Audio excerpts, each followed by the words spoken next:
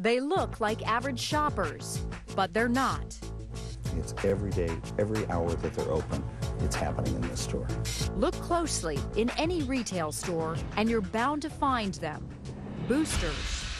I would make in one day in this area like 3,500. Workaday professional shoplifters stealing thousands of dollars within minutes. In between $35 and $50 billion a year is lost in the retail industry to organized retail theft. But now, armed with their own investigators, big business is fighting back. Just because you're not apprehended when you come to a Walgreens store, don't think that you're not going to get apprehended. By working with law enforcement to hunt them down. Go here. Go up there. Go here. Let me up. Police department, we have a search warrant. MSNBC undercover investigates boosting for billions.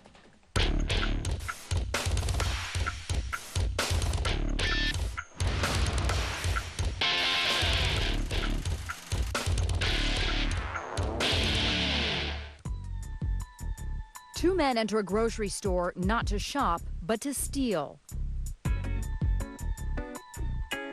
In just 5 minutes, they will make off with $1,500 worth of merchandise.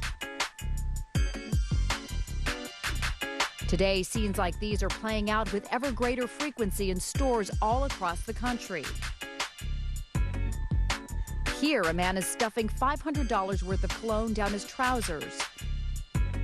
And here, a group of 3 women nonchalantly pile $3,300 of cosmetics into a trash can. These are not casual shoppers.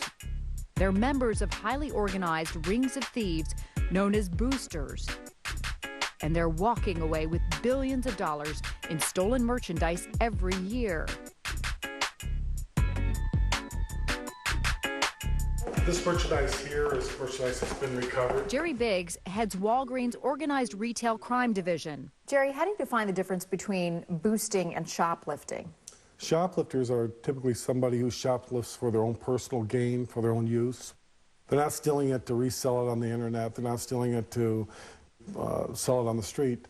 They're just stealing it for something they needed. But a booster, it's a job, right? A booster wakes up in the morning, and that's what they're out to do. Today, boosting is on the rise, carving out a larger and larger chunk of the nation's economy every year. Last year, boosters cost states $1 billion in lost tax revenue. How much money do boosters then, would you say, on average, cost retailers? To retailers, it's estimated between $30 and $40 billion a year. If you add up all other property crime, auto theft, burglaries, put it all together, it does not total what organized retail crime does. The items targeted by boosters will vary from store to store.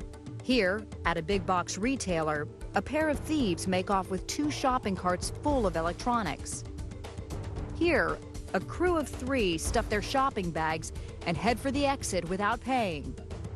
And here, a door greeter struggles in vain to prevent a thief from fleeing with a bucket of boosted DVDs. Often working in groups, boosters steal with impunity.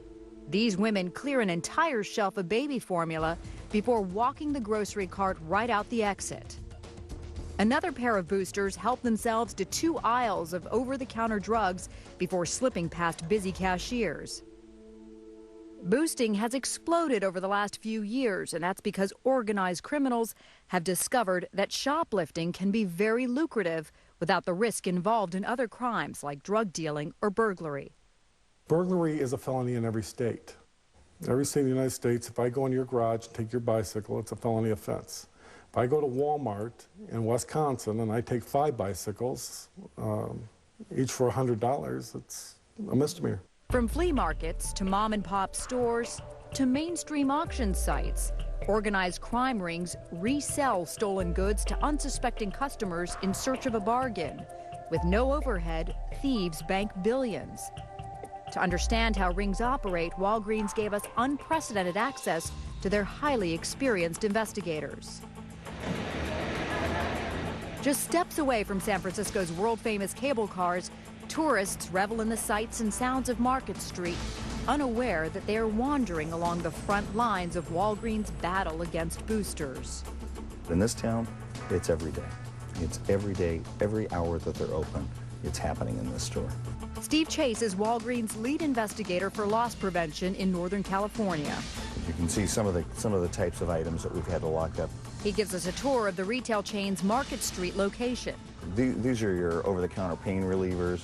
It's a cross between a typical Walgreens and Fort Knox. So here you see another example where toothbrushes have to be locked up in this particular store. In this store, clearly we saw a lot of merchandise that was moving but not being sold, including things like coffee. Everything from coffee to underwear to bars of soap is under lock and key here, forcing the retailer to walk a fine line between security and customer service.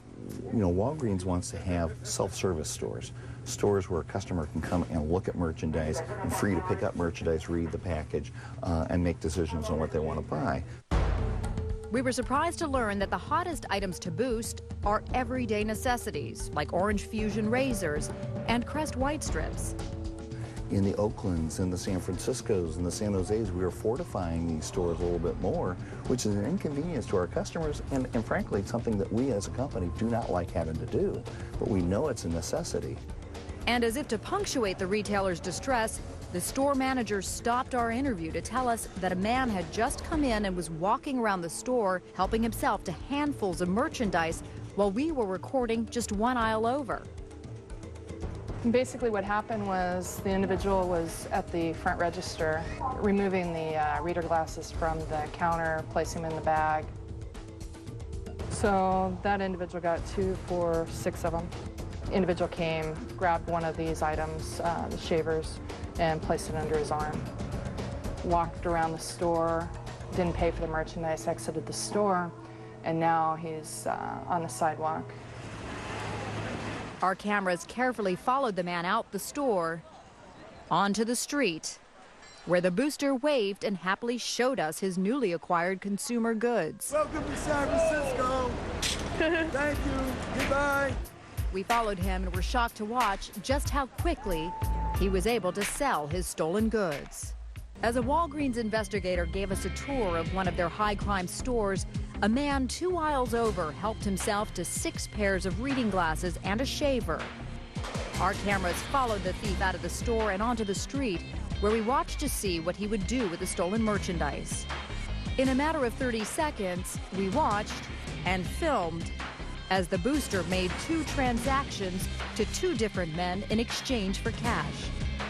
What none of the men realize is that undercover investigators have been monitoring their illicit activities for months as part of an ongoing sting operation by local police and retailers. Today, officers don't arrest the men because they're gathering evidence for a larger case.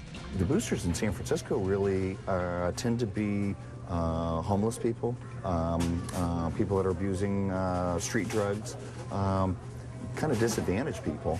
And really what's happening is those fences, the ones that are buying up the stolen merchandise, they're actually taking advantage of these people.